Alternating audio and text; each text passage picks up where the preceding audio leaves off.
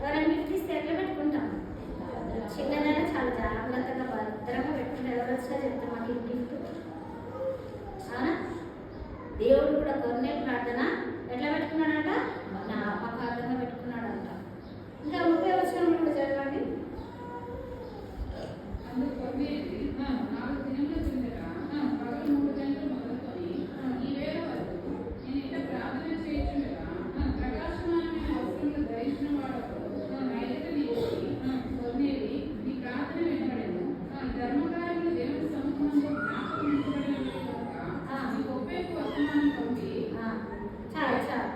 చాలు ఇక్కడ ఏమైందంట?